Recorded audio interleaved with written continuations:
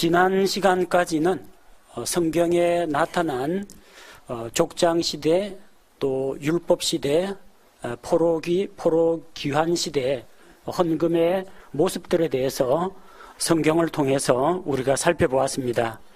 자, 이번 시간에는 우리가 신약시대의 헌금의 원리에 대해서 알아보도록 하겠습니다. 주로 참고할 구절은 고린도전서와 고린도후서 말씀이 중심이 됩니다. 지난 시간까지는 우리가 헌물이라고 이야기를 했는데 오늘 헌금이라고 썼습니다. 영어로는 똑같습니다. offering이라고 하면은 헌금도 되고 헌물도 됩니다. 구약 시대에는 대부분 실물 경제, 곡식이나 가축을 가지고 서로 매매하고 교환하던 그런 당시였기 때문에 하나님 앞에 드리는 삶을 살 때에도 실물을 그대로 드렸습니다. 곡식, 포도즙, 가축, 열매 이런 것들을 하나님 앞에 바쳤는데 신약 시대에 들어와서는 이제 화폐 경제가 발달하게 됩니다. 돈으로 물건을 사고 어떤 상품을 그 가치를 매기는 기준이 화폐가 되는 겁니다. 그래서 헌물 대신에 이제 헌금이라고 했습니다. 여러분 가운데에서 교회 선풍기나 에어컨이나 이런 걸 물질로 기증하시는 분도 계신데 거의 대부분은 돈으로 드리는 것이 보편적입니다. 그래서 신약 시대에도 구약 시대와 마찬가지로 하나님께 드리는 그런 생활을 하게 되는데 신약 교회 성도들로서 우리가 헌금 생활을 어떻게 할 것인지 이래라 저래라는 이런 방법 문제가 아니라 하나님 앞에서 어떤 마음가짐과 어떤 원리를 따를 것인지 함께 살펴보도록 하겠습니다. 자, 첫 번째는 먼저 물질을 드리기 전에 자기 자신을 주께 드려야 합니다. 고린도후서 8장 5절에 보니까 그들은 우리가 바라던 것과 달리 이 일을 행하되 먼저 자신을 주께 드리고 또 하나님의 뜻에 따라 우리에게 주었도다. 자, 그들은 누구냐면 고린도후서 8장에 나오는 하나님께서 마케도니아 교회에 은혜를 주셨는데 그들이 예루살렘에 있는 가난한 성도들을 위해서 헌금을 보내는 겁니다. 근데 단순히 그들이 돈을 드렸느냐? 돈을 기부하는 것으로 그치지 않고 먼저 자신을 주께 드렸다는 겁니다. 하나님께서는 사람들로부터 어떤 희생제물이나 헌금이나 헌물을 받기 이전에 그 사람을 먼저 받으십니다. 그 사람을 받으면 그 사람이 가지고 오는 헌물도 헌금도 받으십니다. 근데 만약 하나님께서 그 사람을 거부하시면 그 사람이 제 아무리 좋은 예물을 가져와도 하나님께서 받지 않으신다는 겁니다. 우리는 드릴 때 돈을 드리기 전에 하나님께 우리 자신을 먼저 드려야 합니다.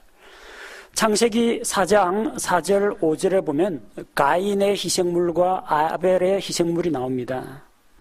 아벨도 자기 양떼의 첫 새끼들과 그것들의 기름 중에서 가져왔는데 주께서 아벨과 그의 헌물에는 관심을 가지셨으나 가인과 그의 헌물에는 관심을 갖지 아니하셨으므로 가인이 몹시 분을 내고 그의 얼굴빛이 변하니라.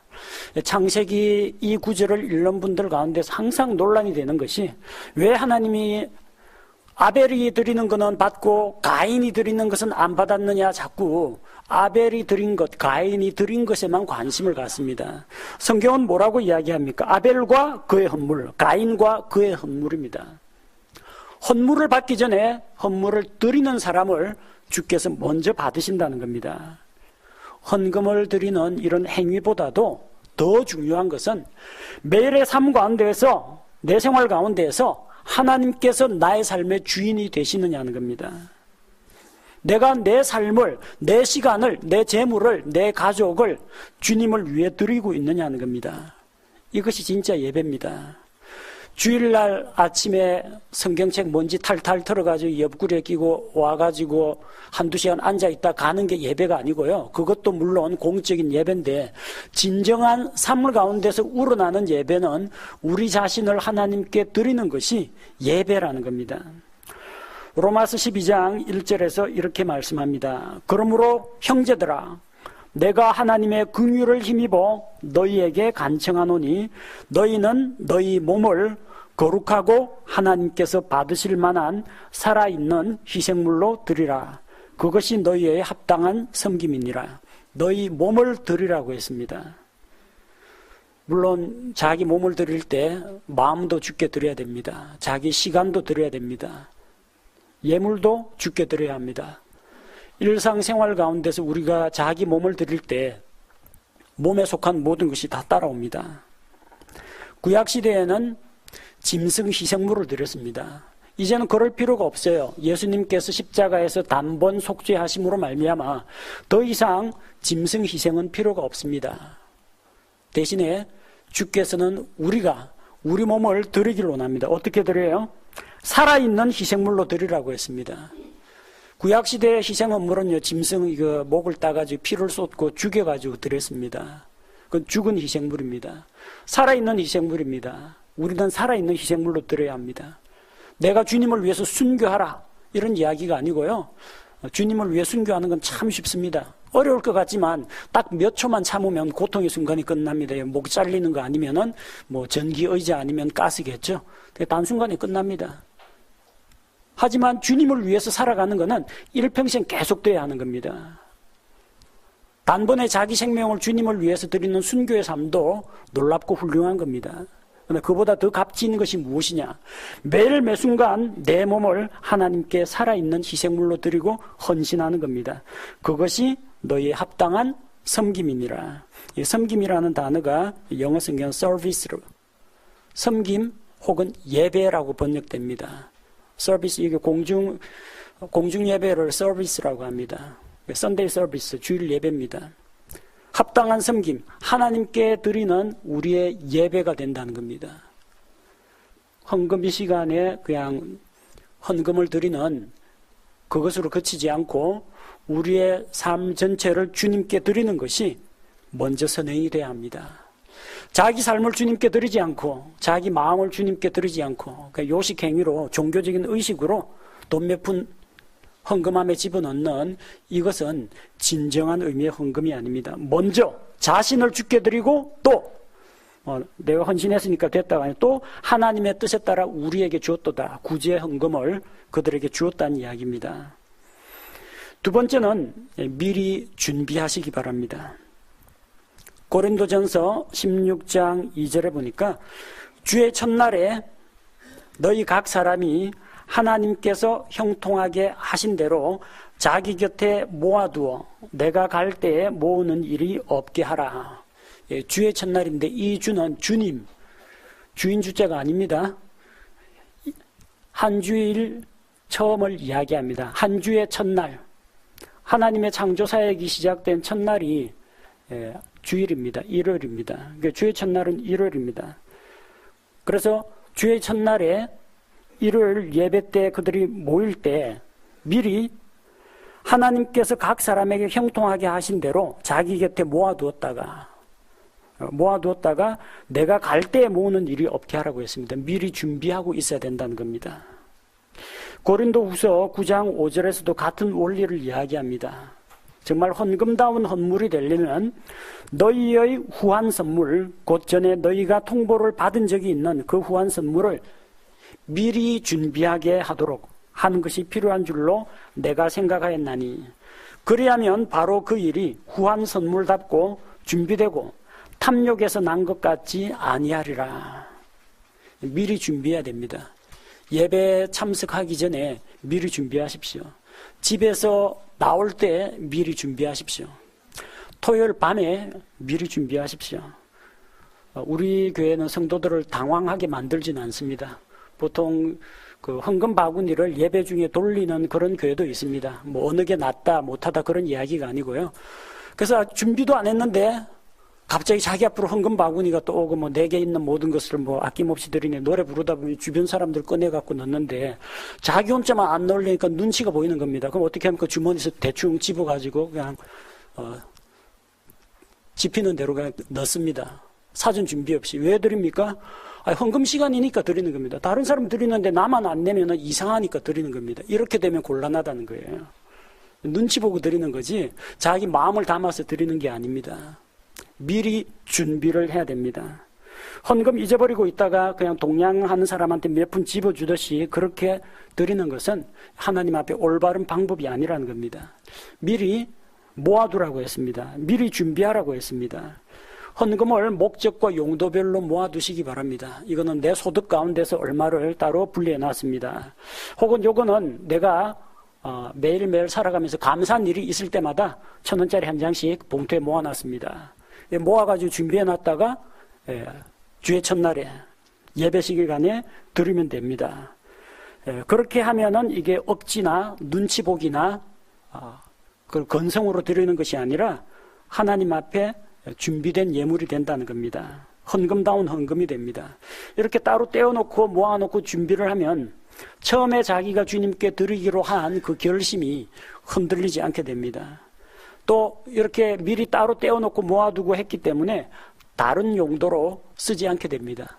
한번 모아놓은 헌금에서 하나님 2만 원만 빌리겠습니다. 빼놓고 치킨 사 먹고 나중에 어디서 은행에서 2만 원 찾아가 다시 채워놓고 이런 거 하지 마시고요. 이거 딱 따로 구별해 두시기 바랍니다. 뭐 그 돈이 그 돈인데 뭐 누가 알겠느냐. 그 돈이 그 돈이긴 한데 하나님께서는 알고 계시고 우리의 마음과 태도를 지켜보고 계십니다.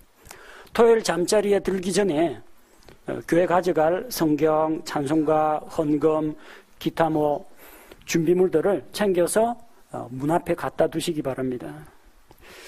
1970년대, 80년대 제가 처음 교회에서 신앙생활을 시작했을 때는 장로교에서 신앙생활을 했는데 저를 교회로 인도한 그 친구가 3대째 믿음의 가정입니다. 그 할머님이 저를 아주 이쁘게 보셨는지 밥도 주고 주일날 저는 새벽기도에 가면 교회에서 하루 동안 살기 때문에 거기서 밥을 많이 얻어먹었습니다.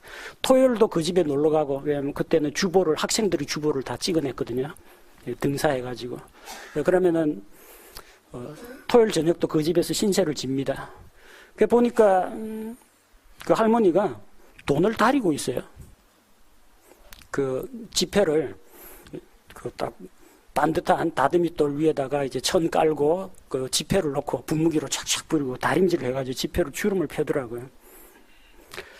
그 은행에서 신권을 바꿔주는 그런 서비스가 요즘 있어가지고 세뱃돈 줄 때, 손주들 세뱃돈 줄 때 우리 어르신들 이왕이면 구겨진 뭐 이런 1,000원짜리 10,000원짜리 주기보다는 은행에서 신권 바꿔가 줍니다.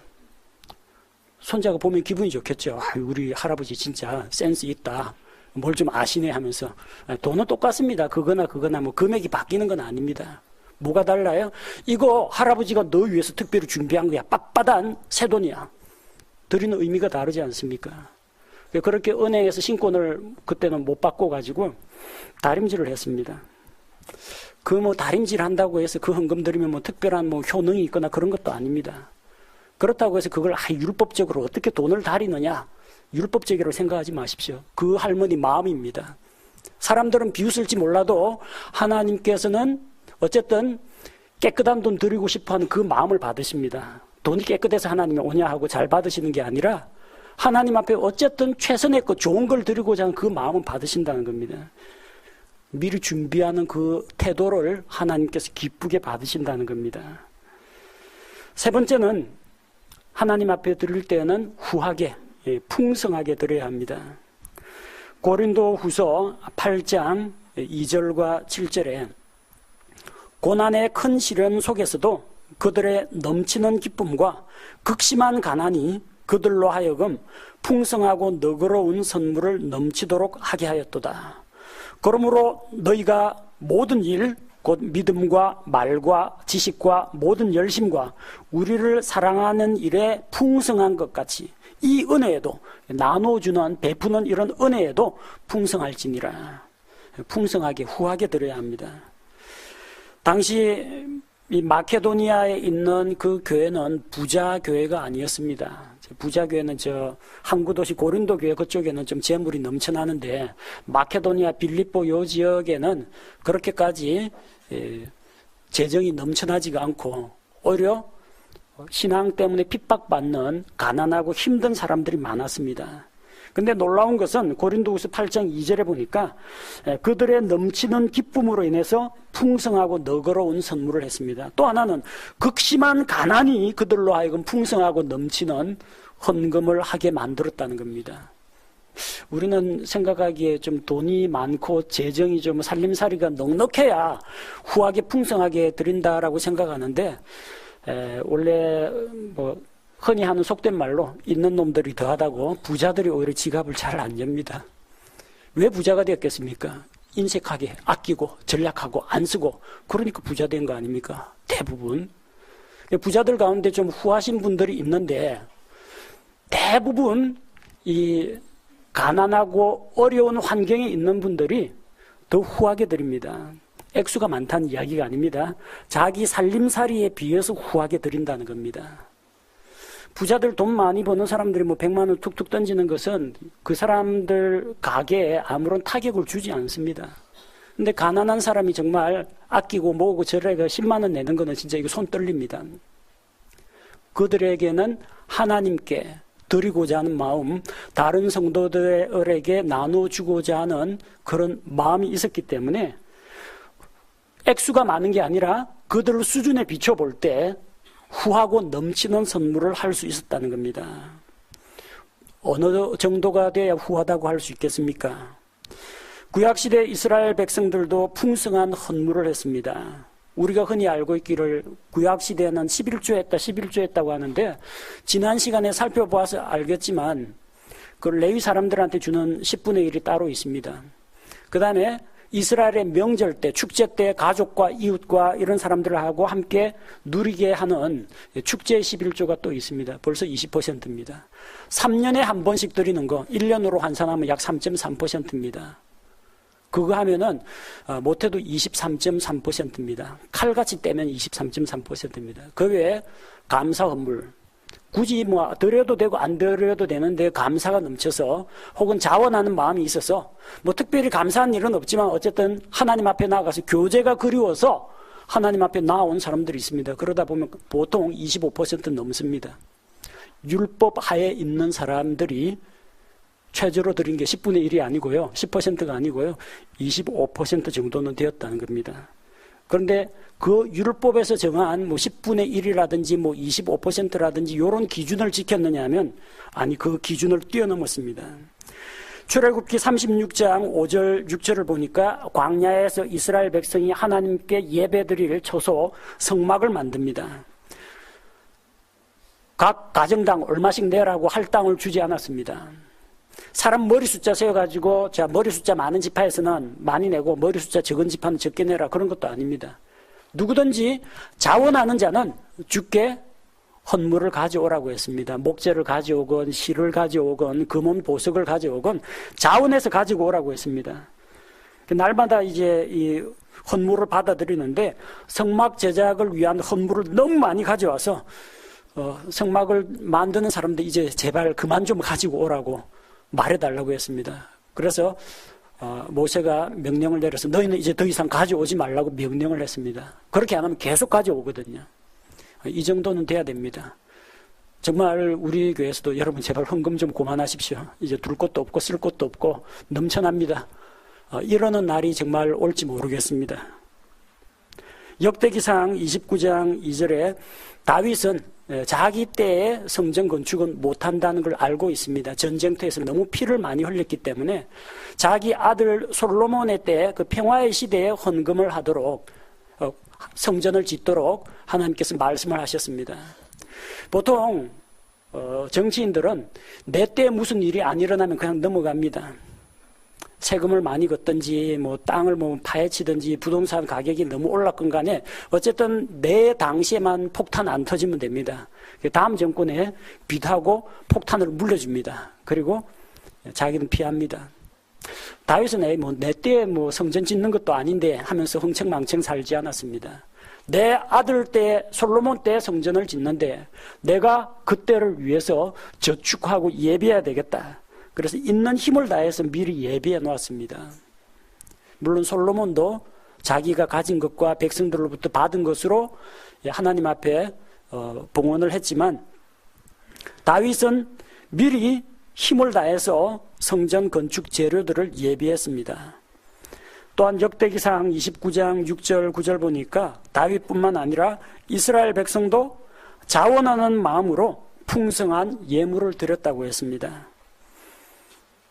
내가 10분의 1 냈으니까 뭐 이 성전 건축하는 데는 안 내도 되겠지. 성막 짓는 데는 안 내도 되겠지.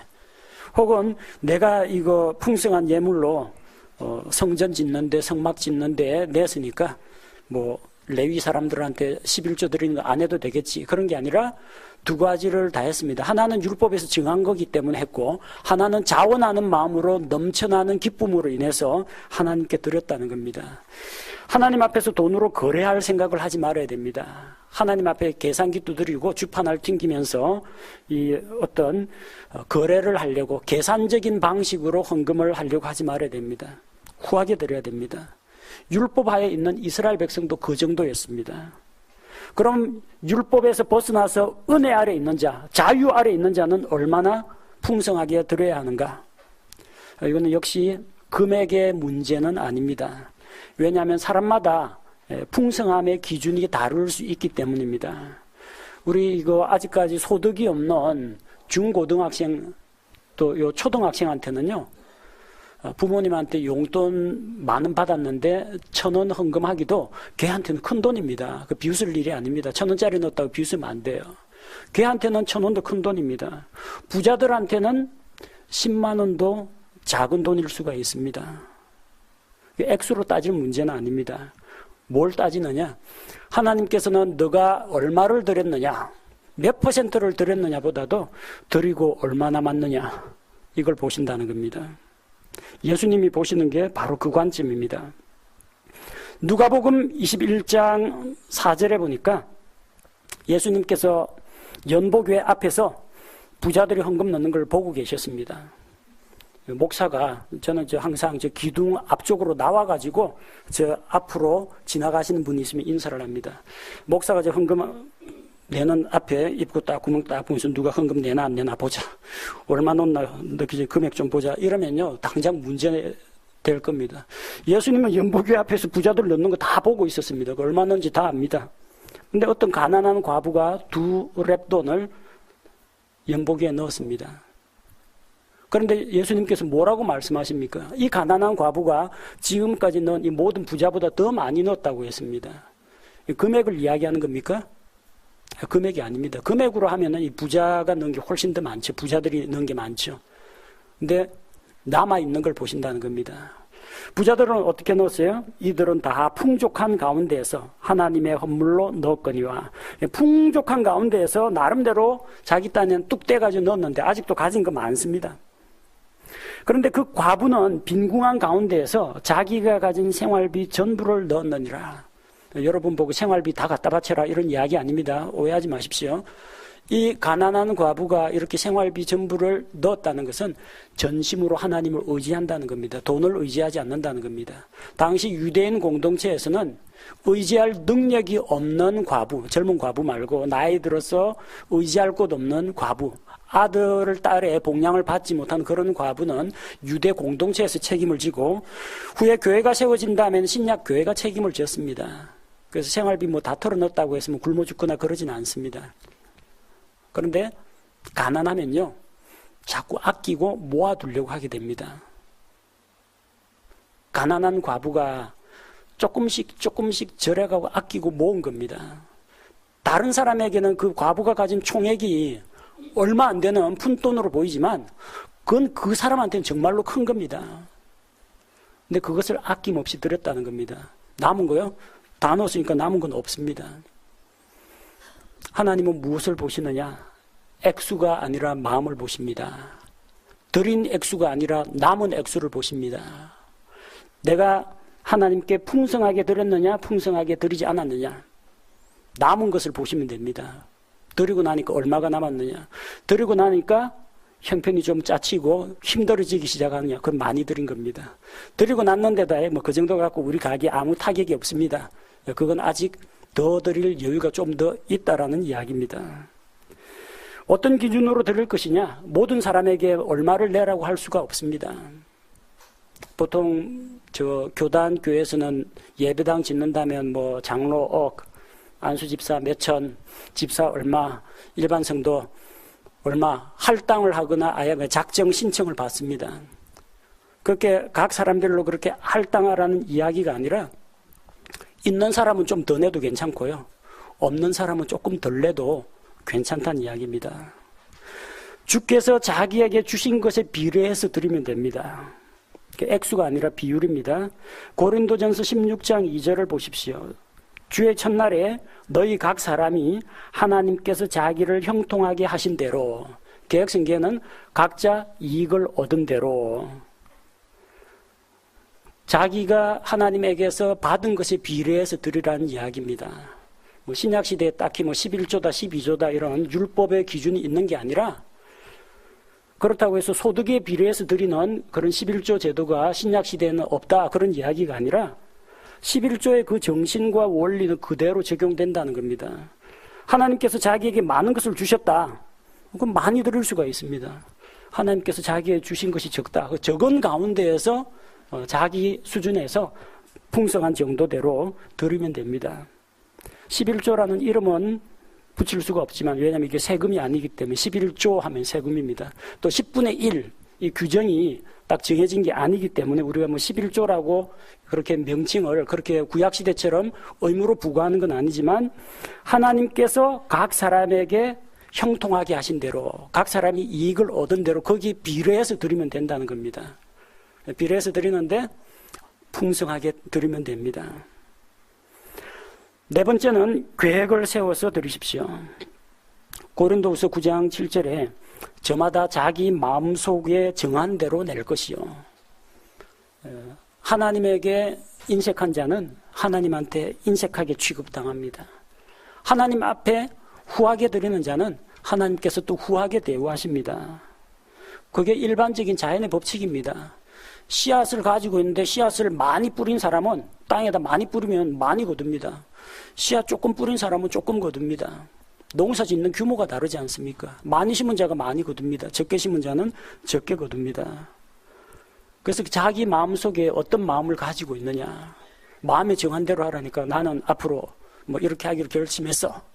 어떤 마음을 품어야 돼요? 후한 마음을 가져야 됩니다. 그리고 헌금에 대한 계획이 써 있어야 됩니다.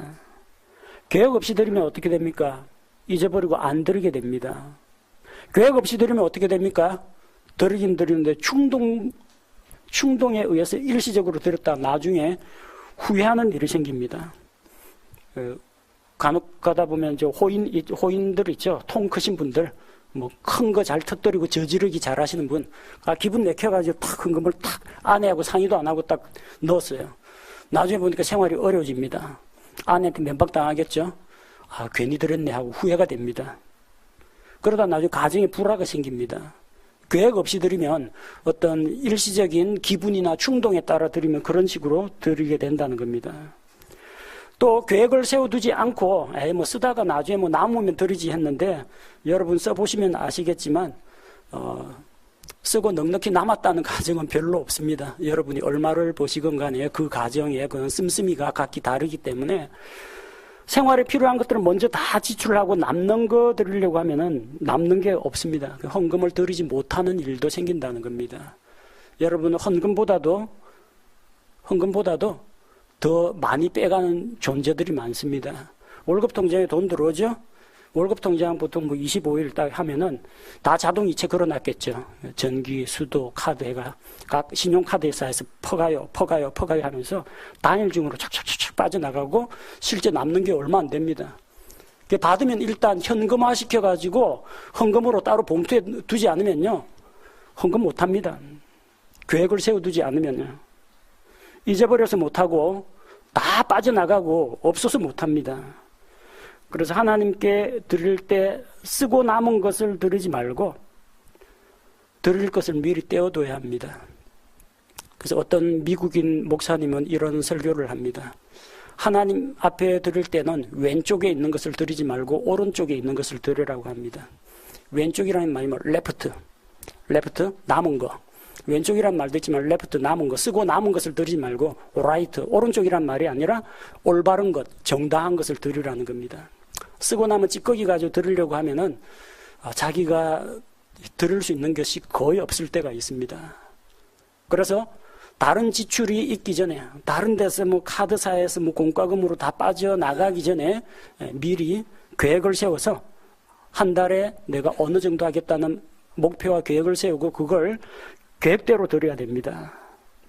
그래야 잊어버리지 않습니다. 그래야 드리고 후회하는 일이 없습니다. 다섯 번째는 무엇보다도 자원하는 마음으로 드리십시오. 스스로 자원하는 마음으로.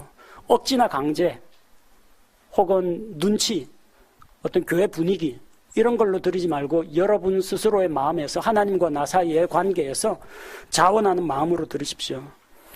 출애굽기 35장 21절에 보니까 마음의 감동을 받은 모든 자와 영으로 자원하게 된 모든 자가 오고 그들이 회중의 성막 작업과 그분을 섬기기 위한 모든 것과 거룩한 의복들에 쓰도록 주의 헌물을 가져왔으니 자원하게 된 사람들이 하나님 앞에 헌물을 가지고 나왔습니다. 구약시대에는 율법의 의무로 드리는 이 11조 그리고 죄 지었을 때 반드시 드려야 되는 희생 헌물들 이거 이외에도 자원 헌물이 있었습니다. 성막을 만들 때, 성전을 건축할 때, 주님 앞에 감사한 일이 있을 때, 내가 주님 앞에 헌신할 때, 내가 하나님 앞에 서원을 세우고 그 서원을 이행할 때, 주님과의 교제가 그리워서 그 앞에 나아가고 싶을 때 언제든지 헌물을 가지고 주님 앞에 나왔습니다. 제사장이 시켜서도 아니고 레위 사람이 그 사람에게 의무로 부여한 것도 아닌데도 기본 의무 플러스 자기 마음에서 자원하는 마음이 있으면은 거기에다 더하여 드렸다는 겁니다. 신약 시대에도 제도나 방법은 달라졌습니다만 그 정신과 원리는 동일합니다. 고린도후서 8장 12절 보십시오. 먼저 자원하는 마음만 있으면 사람이 가진 대로 주께서 받으실 것이요 그가 갖지 아니한 것은 받지 아니하시리라. 자원하는 마음만 있으면 그가 가진 것 중에서 받으신다는 겁니다. 구약시대와 똑같죠? 자원하는 마음이 있는 사람은 헌물을 드렸습니다. 신약시대 똑같습니다. 자원하는 마음만 있으면 그 사람이 가진 것 가운데 받는다고 했습니다. 그가 갖지 아니한 것은 받지 아니하시리라. 내 수중에 1,000만 원이 없는데 목사님이 헌금 1,000만 원 작정하라고 했다. 1,000만 원 작정하면 하나님 복을 쏟아부어갖고 2,000만 원을 주실 텐데 집을 저당 잡히든지 은행 융자를 얻든지 해서라도 빚내가지고 헌금을 가르치는 그런 교회들도 있습니다.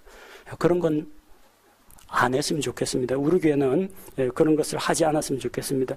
그가 갖지 아니한 것은 받지 아니하시리라고 했는데 가지지도 않은 것을 빚내갖고 헌금해라고 하는 것은 이것은 여러분이 뭐 성경을 떠나고 인간 그 기본 양심에 비춰볼 때도 그것은 옳지 않다라고 봅니다. 성도들한테 그게 의무가 되면 안 됩니다. 물론 여러분이 자원해가지고 그렇게 내가 얼마를 약정하고 하겠습니다 하면 그거는 말리지 않습니다. 그러나 교회가 성도에게 얼마를 할당을 주고 뭐 전세금 빼가지고 집을 작은 데로 줄이고 은행 빚을 얻어서 대출을 받아서 헌금을 내라고 하는 것은 그가 갖지 아니한 것을 내도록 하는 거기 때문에 이런 것은 해서는 안 됩니다. 의무감 때문에 드리지 마십시오. 주변 사람들의 어떤 기대감, 저 사람은 부자니까 좀 더 할 것 같은데 그런 것 때문에 부담 때문에 내지 마십시오. 눈치 때문에 드리지 마십시오. 어떤 마음으로 드려야 돼요? 하나님께 대한 순수한 감사의 마음, 헌신하는 마음으로 드리십시오. 자원하는 마음을 주님께서 받아주십니다. 여섯 번째, 즐거운 마음으로 드리십시오. 주께서는 즐거이 내는 자들로부터 헌물을 받으십니다. 출애굽기 25장 2절 이스라엘 자손에게 말하여 그들이 내게 헌물을 가져오게 하라. 또 너희는 마음에서 즐거이 그것을 내는 모든 자로부터 나의 헌물을 취할지니라. 즐거이 내는 자들한테 받으라고 했습니다. 낼 때 기분 좋게 드릴 수 있거든 얼마든지 들으십시오. 근데 이것도 내기는 싫은데 또 눈치 보고 또 나중에 또 헌금 장부에 또 올라가가지고 또 재정 집사님하고 또 목사님 이거 보고 내가 헌금 했네 안 했네 얼마 했네 이것도 다 보고 나를 째째한 사람 인색한 사람으로 평가하지 않을까 그게 두려워가지고 하시는 분이 있으면요 그 사람은 자기 마음과 자기 삶을 다시 돌아봐야 됩니다. 목사도 집사도 교회도 여러분에게 의무를 부과하지는 않습니다. 하나님께서 여러분 마음에 즐거운 마음으로 할 수 있도록 거룩한 부담감을 주시면은 하나님께서 주시는 감동과 동기 가운데 하시면 됩니다. 구약시대에도 즐거이 내는 자들로부터 받았습니다. 신약시대도 마찬가지입니다. 고린도후서 9장 7절 마지못해 하거나 억지로 하지 말지니 하나님은 즐거이 내는 자를 사랑하시느니라. 각 성도들 1인당 얼마씩 할당을 주면요 그때부터는 그게 헌금이 아니라 의무가 됩니다. 자원하여 즐거운 마음으로 드리는 게 아니라 납부금이 됩니다. 하나님 앞에 드리는 그런 귀한 예물이 그런 어떤 종교의식이나 인간이 만든 제도나 규약에 의해서 강제성을 띠게 될 때는 그것이 우리의 신앙생활을 그릇된 방향으로 가게 만듭니다. 하나님은 즐거이 내는 자들로부터 받으시고 즐거이 내는 자를 사랑하십니다. 하나님 앞에 사랑받기 원하십니까? 하나님 앞에 기쁜 마음으로 들으시기 바랍니다. 내고 아까워하고 내고 나서 후회하고 내기 전에 막 심사숙고하고 고민하고 갈등해서 내려고 하지 마시고요. 기쁜 마음으로 즐거이 들으시기 바랍니다. 헌금은 우리가 하나님께 드리는 예배의 한 부분입니다. 우리 이 시간에 나와서 우리의 몸을 하나님께 드리죠. 시간을 드리죠. 관심을 드리죠. 내 마음을 드리죠. 그리고 내가 한 달 동안 이 육체적인 노동을 해서 번 것 가운데서 내 삶의 땀방울과 결정체 그게 내 월급입니다. 그것이 모든 것이 하나님께서로부터 나에게 선물로 주어진 것인데 그 가운데 내가 일정한 부분을 구별해서 하나님께 드립니다. 이런 마음으로 드려야지 억지로 부담스럽지만 눈치 보여서 강제성을 띠게 되면은 마음에 평안이 없습니다. 그래서 헌금이 헌금답지 못하게 됩니다. 하나님께 드리는 후한 선물이 되지 않고 범칙금 납부하거나 고지서에 찍힌 세금 납부하는 것처럼 되어버립니다. 부디 이 헌금에 대한 성경 공부를 해나가는 동안 여러분들이 헌금에 대한 바른 원리와 올바른 방법을 배우게 되기를 바랍니다. 저는 여러분에게 10분의 1을 내라, 25%를 내라 어떤 규제하는 어떤 선을 그어드리지는 않습니다. 다만 하나님 앞에 우리가 드릴 때 어떤 마음가짐으로 드려야 하고 어떠한 원리를 따라서 드리는 것이 옳은가, 또 교회 내에서는 이 헌금을 어떤 방식으로 집행하는 것이 옳은가, 그것만을 말씀드립니다. 각자의 삶 속에서 여러분이 깨달음을 얻은 대로 하나님께서 여러분 마음속에 감동을 주시는 대로 여러분의 마음과 여러분의 수준과 경제적 형편에 맞게 알맞게 적용하시기 바랍니다.